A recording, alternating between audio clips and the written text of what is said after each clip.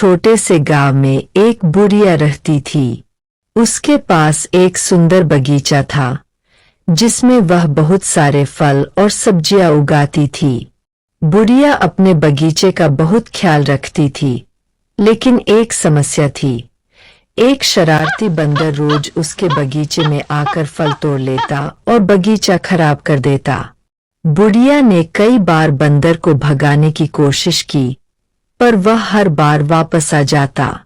एक दिन बुढ़िया ने सोचा कि उसे इस बंदर को सबक सिखाना चाहिए। उसने एक योजना बनाई और अगले दिन बगीचे में एक बड़ा तरबूज रख दिया।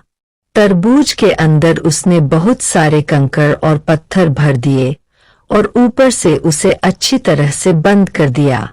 जैसे ही बंदर ने तरबूज देखा, उसकी आंखें चमक उठीं। वह तुरंत तरबूज के पास गया और उसे उठाकर एक पेड़ पर चढ़ गया। बंदर ने तरबूज को तोड़ने की कोशिश की, लेकिन उसे कंकड़ और पत्थर ही मिले। वह बहुत नाराज हुआ और तरबूज को नीचे फेंक दिया। बुढ़िया ने हंसते हुए कहा, देखा, तुम्हारी शरारत का फल मिलान। लेकिन बंदर ने हार नहीं मानी। उसने सोचा कि बुढ़िया को भी एक मजेदार सबक सिखाना चाहिए। अगले दिन बंदर ने बुढ़िया के बगीचे में जाकर बहुत सारे केले तोड़कर एक जगह इकट्ठा किए। फिर उसने उन सभी केलों के छिलके उतारकर बगीचे में बिछा दिए।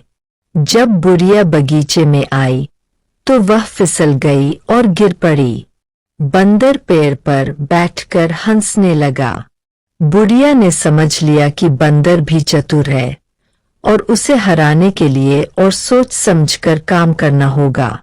उसने बंदर को दोस्ती का प्रस्ताव दिया और कहा, अगर तुम मेरे बगीचे को नुकसान नहीं पहुंचाओगे तो मैं तुम्हारे लिए हर रोज कुछ फल निकाल कर रखूंगी।